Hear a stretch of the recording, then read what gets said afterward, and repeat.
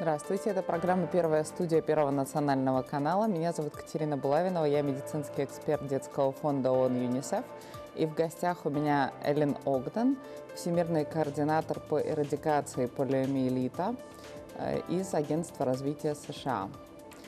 Good evening, Ellyn, and it's very nice that you agreed to come to this studio to talk about such an important topic as polio. Well, I'm very pleased to be here. This is my third trip to Ukraine, and I'm very excited about what's happening here. Have you ever thought that we might have an outbreak of polio in Ukraine?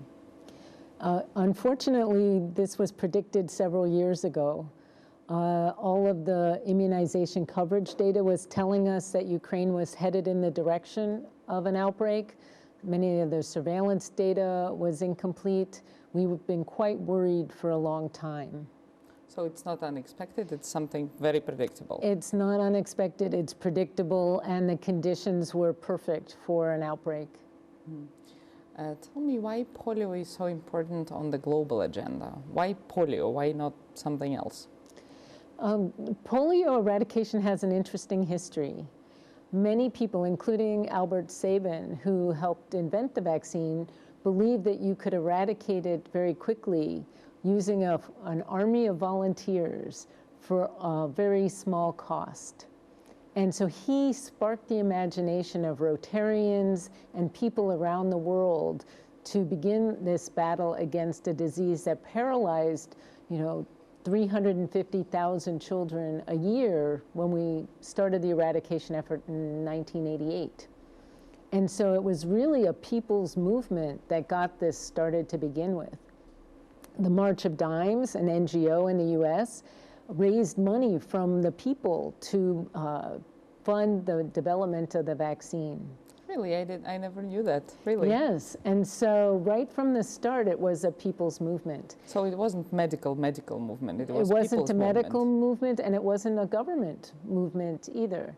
It was really because the people were scared about polio. They were scared that their children would wake up one day and say, "Mommy, I can't move my legs." So polio, because of paralysis, became so important for people. It was very important. We had whole cities that were quarantined in the 1950s, even with good water and sanitation in the pre-vaccine era. You had 50,000 cases a year in the US. They were quarantining entire towns. Children were told they couldn't go to the swimming pools or swim in lakes.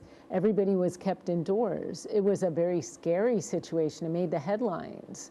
And when the vaccine finally came through, there was such great excitement in the US. People were lining up to get their oral polio vaccine on their sugar cubes.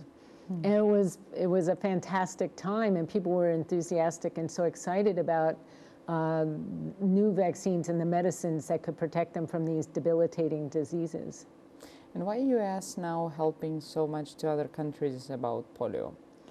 Well, I think it's in large part because it can be done. It is one of the few diseases that is eradicable, and once you eradicate it entirely into the future, you won't have to vaccinate anymore. The costs of taking care of people with polio, their lives are changed forever. Especially in the developing world, people with disabilities have terrible lives. They're often shunted aside. They're the beggars in the streets. They're not marriageable. They're an economic drain on families. And nobody wants that for their children. I know that one of the people who gives money for polio and is struggling against polio is Bill Gates. Why so? And is it like that for a long time? Because people don't know it in Ukraine that he's a big polio hero. He is. He's very engaged in polio, and he's taken it on as a personal cause. The Gates Foundation was only a little bit engaged until about 5 or 6 years ago. And I think Mr. Gates saw the potential. What you can do when you harness the energy of everybody in the world, from the top leaders down to every community. And with a simple vaccine that costs 13 cents a dose, given enough times to create population immunity in the world, you can actually get rid of a disease that has been around for thousands of years. And I think he wanted to be part of that success and help, get to the very last child. I think he truly believes in equity for children, that every child deserves to be protected. And he's doing his part to make that happen and encouraging others to make that happen. And which countries are now on the map still with wild poliovirus? So we only have 2 countries. On the whole globe? In the whole world that have documented wild virus in the last almost 18 months. And that would be Afghanistan and Pakistan. Together they have about 60 cases as the only documented wild virus in the whole world. And again, this is down from over 300 cases last year and 350,000 when we started in 1988. So we've gone from 1,000 cases a day down to maybe 1 a week. It's extraordinary progress when everybody works together. Can you say that it's one of the biggest success stories in the world medicine? I think it's entirely a huge success story. I mean, smallpox was the first disease to be eradicated. And the world let out this collective cheer that they had done it, even in the most remote parts of Bangladesh and India, in really challenging places, Ethiopia in the desert, in the mountains. When you reach people with a vaccine and show them what can happen, it really increases optimism that things can be better. We can have a better world. There's been another disease eradicated most people don't know about, but it's not in humans. It's in cattle, and it's called rinderpest. And that's the second disease ever to be eradicated.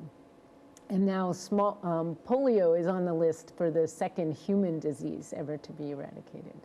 So it's very exciting to be part of this global movement and see what happened. I mean, I got into immunization because I was inspired by the smallpox eradication activities. Really? And just said, what a fantastic thing to be able to help kids and be part of a global effort in the world. And Ukraine now is in the outbreak of not wild poliovirus, but CVDPV, right? The circulating vaccine-derived poliovirus. Which other countries are on the map with the same problem, or which countries you are expecting to come with the same problem? Yeah. Well, vaccine-derived virus is a very rare thing. It only happens in places where you have low routine immunization coverage. And there are a number of countries that have let their immunization programs lapse, and we have pockets of unimmunized kids, just like Ukraine. And that includes several countries in Africa. So that would be Madagascar.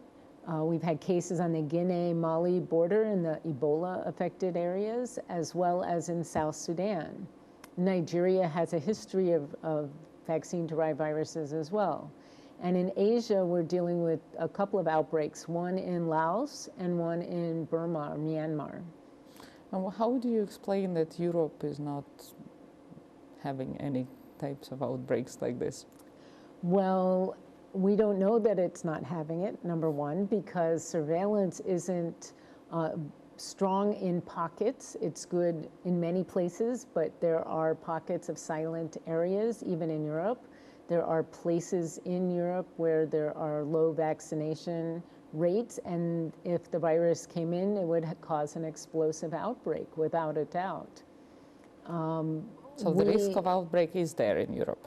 The risk of outbreak is definitely there in Europe, and it's one of the things that sparked such a strong response from the international community here in Ukraine to make sure that it didn't spread any further. I mean, I was here in October and spoke to the people then and said, this is really serious. It may seem small, only 2 cases, but for every paralytic case, you have 200 silent infections that are being transmitted to other people.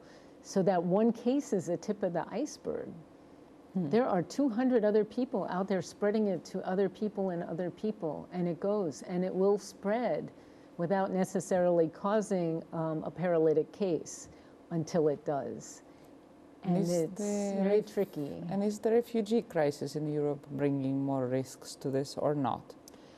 I think any time you have large population movements, especially with people coming from known polio-affected areas, you have a high risk. There are people coming from all over the place, but including Syria, Pakistan, Afghanistan, All of these are known areas with polio in the last 2 years. We know that immunization coverage has not been perfect in many of these war-torn places. Not because people don't want the vaccines, they do. They were well vaccinated before the conflict started. But with the deterioration of health services, they haven't been able to get vaccinated. And we have tried to set up transit points and other opportunities for people to get vaccinated. And they take advantage of that whenever possible, but you don't know for sure. Many people left without their immunization cards. There's not a lot of documentation.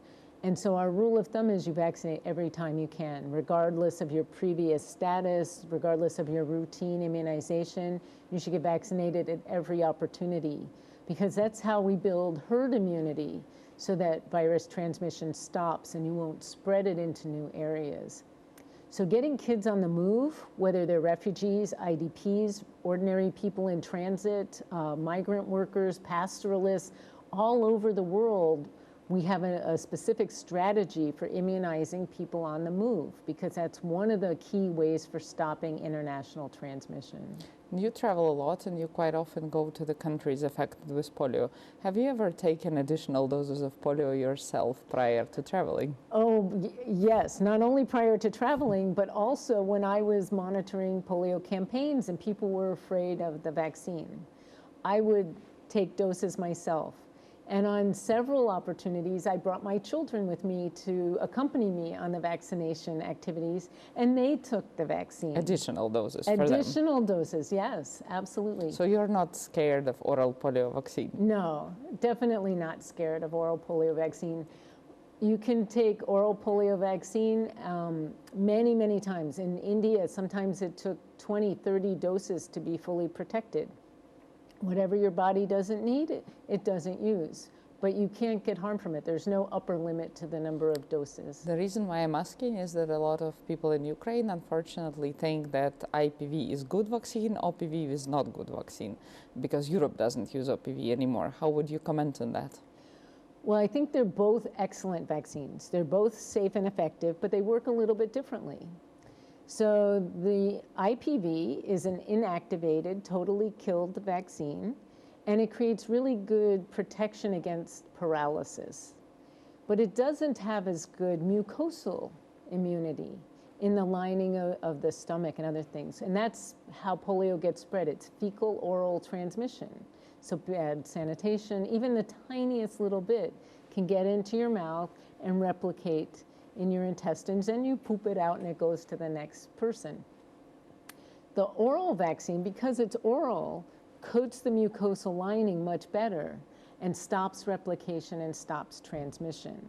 And polio eradication is not only about stopping cases, it's about stopping transmission and replication. And so our goal is to protect the children of Ukraine, but we also don't want it to spread to others and those 200 silent cases going on to the next. So OPV is critical. And as I said, in the US, we stopped polio using OPV. People lined up in the schools to get oral polio vaccine when it first came out. We could not have eradicated polio in the US or Western Europe or any other country without the oral vaccine. So they're both useful. I know that Bill Gates was calling our president, Ukrainian President Poroshenko, on the issue of polio. So the question is how political the polio is. Can polio be something which presidents talk to each other, prime minister talk to each other about? How political it is? Well, I think all health is political. That's one of my major lessons learned in polio eradication, is it's always political.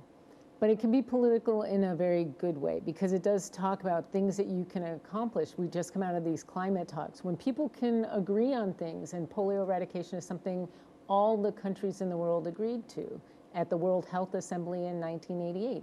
They all pledged to get rid of polio. And so as many countries have put their own national resources in, they've eradicated polio several times. I mean, Ukraine was certified polio-free. I was at the ceremony where that happened. Country after country has now eradicated the disease. You don't want it to come back after all this effort and close to $15 billion spent 20 million vaccinators around the world have vaccinated over 700 million children repeatedly with oral polio vaccine. I think the leaders of the world want this to happen. I think there are many leaders in the developing world, especially the government of India, is so proud that it eradicated polio when people said it couldn't happen. Leaders talk to each other. Business leaders talk to each other. Presidents talk to each other. Parliamentarians talk to each other.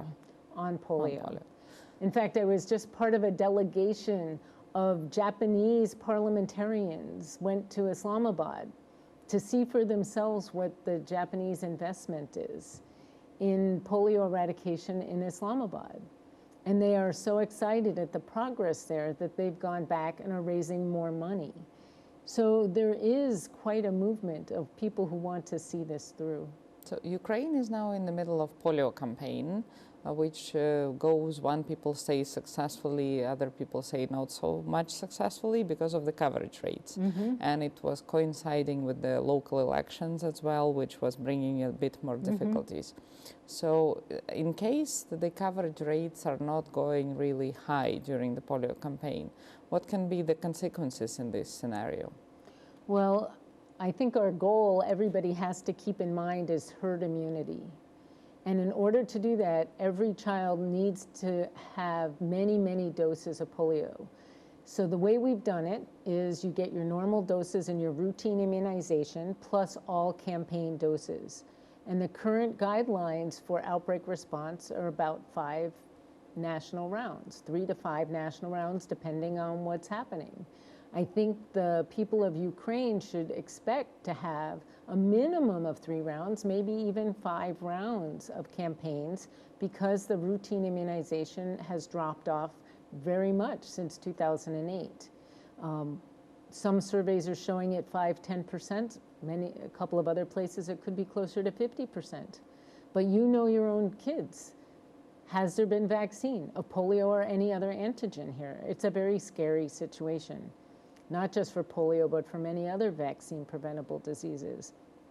Polio, we can get vaccine in quickly. It's pre-qualified, it's safe, it's the same vaccine that's being used in 700 million children around the world, and we know that it's effective. And what we would hope for here in Ukraine is that every parent, every legislator, every parliamentarian, every local government official, every religious community leader gets behind this, because it's something positive you can do for your kids. Speaking about religious community leaders, are usually religions for polio vaccination, anti-polio vaccination? Well, I think we've had such global success because everybody is for vaccination. However, there are people who want to disrupt the campaigns or don't like what's happening, or I said it's all political. They find a way to try to be disruptive.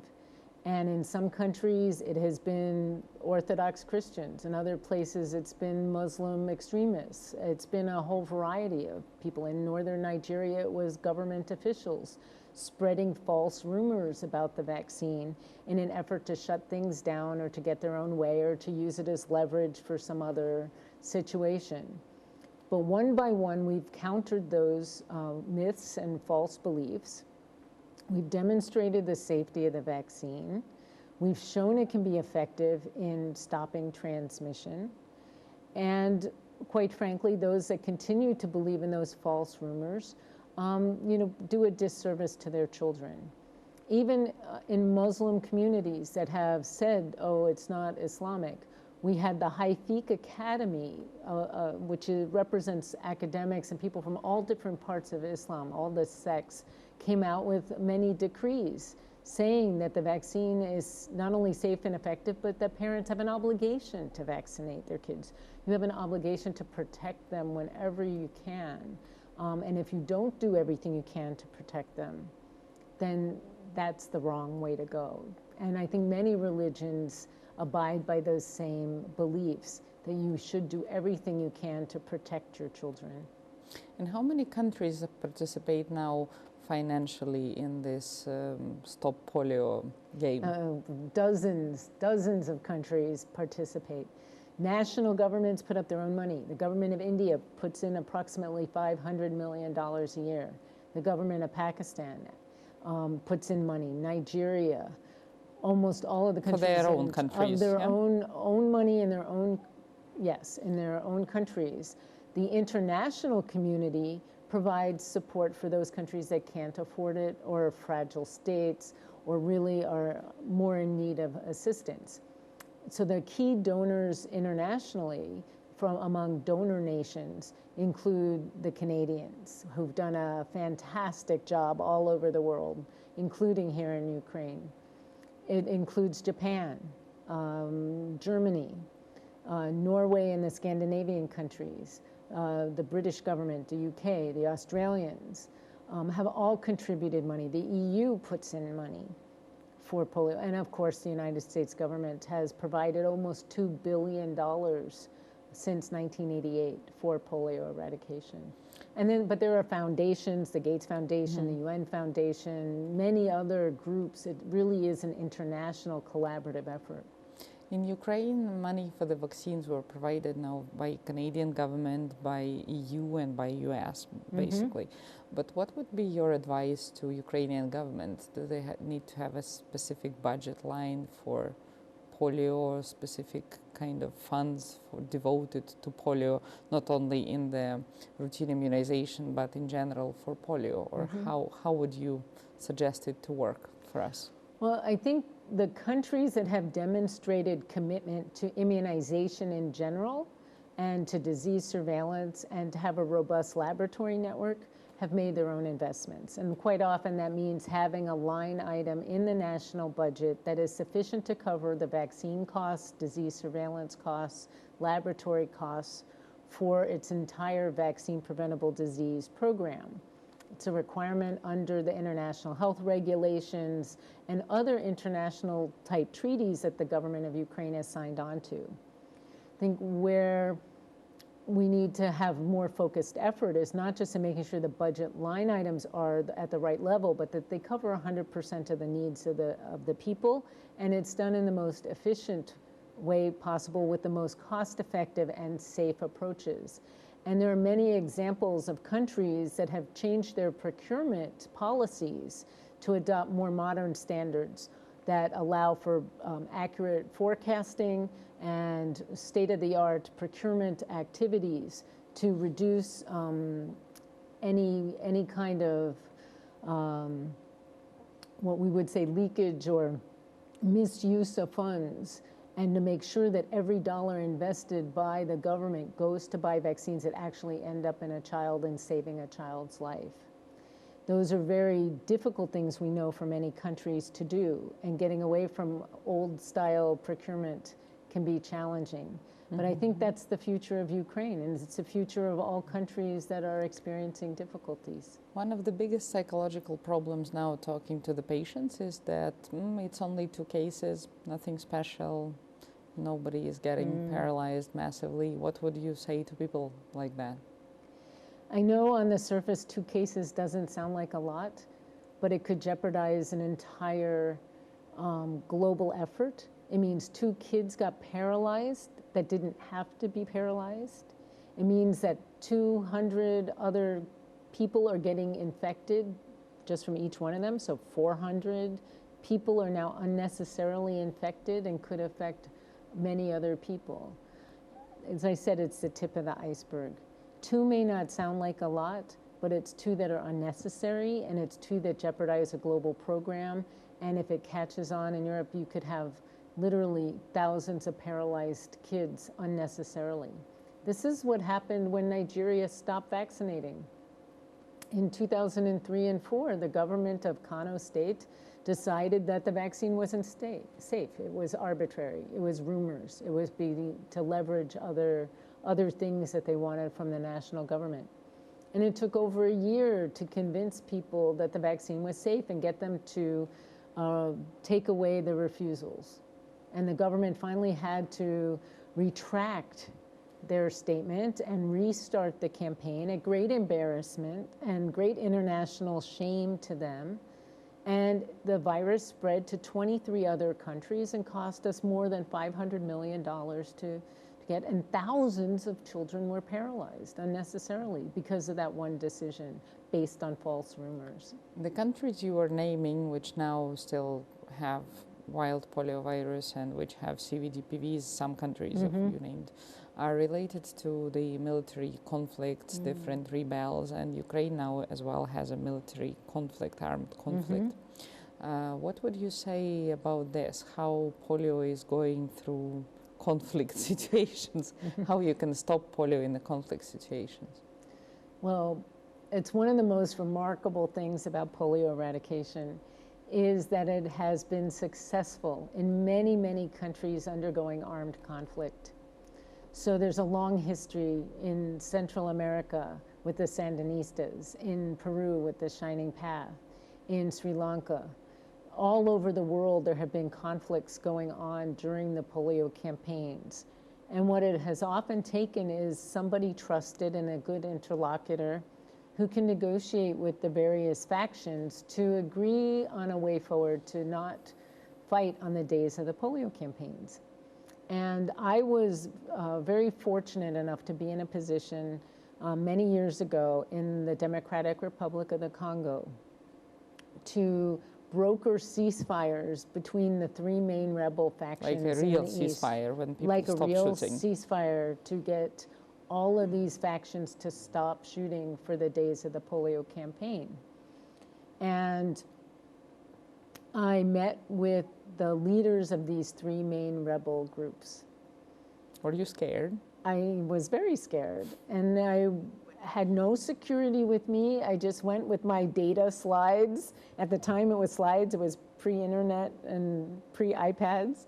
And I showed people, this is what's happening with the virus in your area. Here's what you can do to protect the people. Here's what we can help with. We can bring vaccine. But what you have to do is agree not to fight. And I had to give the same message to everybody. We treated everybody exactly the same and fairly. And by going between them all, we managed to get an agreement that the vaccination would take place on a certain period of time, and here's how it would work, and here's who the vaccinators would be, and here's what the vaccine and the vaccine carriers look like. We worked out all the logistics, so it was very transparent, and we got an agreement. There was nothing in writing. It was a verbal agreement with me and all of these people. And I worked with the UN to make sure that the vaccine came in exactly as we had negotiated. And there were many surprising things that happened. So first, 6 million children got vaccinated. And that ceasefire is still working today. So this is 12, 13 years later. So when they need to vaccinate, when they need to vaccinate, have the ceasefire. People don't fight in the eastern part of the Congo. One of the key leaders, many people said that his participation in the polio campaigns led to him being seen as a reliable figure, somebody who was taking care of the people in his area. So he started out as a rebel and opposed to the government, for sure, and he was not always a good guy, and you know, had done many very bad things. But when it came to polio and immunizing kids, he made the effort to make sure that kids could get vaccinated. And a number of people said that this led many years later to him running for political office and turning his rebel party into a political party. And he ran for public office and eventually became the vice president of the Congo. And there are other examples of this where people were opposing the government because they weren't getting the services and things that they needed. And this was a way of bringing something to the people that made them reputable. And speaking about the government and government officials' participation, let's come back to Ukrainian outbreak. Is it a public health emergency or not? And what level of involvement from the government you would expect? Well, it should definitely be a public health emergency. And I'm already on record here as saying it should have been declared an emergency as soon as the cases were found in August and September. It's part of the guidelines. It is imperative that all levels of government fight this disease and not let it come back, that health workers are provided the protection to give the vaccine without any fear of any repercussions. This is a national effort. They're doing this on behalf of the country and on behalf of the children. It requires the cooperation of every level of government, every ministry in government, to make sure that there's nothing in the way and hindering our ability to get kids. As I said, herd immunity is important. We have to get them repeatedly. And people need confidence in their health system is going to provide them the very best quality of care and state-of-the-art and the same immunizations that the US and the Western Europe and Australia and everybody else is getting. And that's what it takes. Are sometimes journalists a part of the anti-polio game or not? Because unfortunately in Ukraine, media is very anti-vaccination quite often, you know, so it's not helpful. So in other countries, are there examples where journalists unite or editors unite against polio somehow? There are a number of places where journalists and editors unite. In fact, they started a little group called Journalists Against Polio.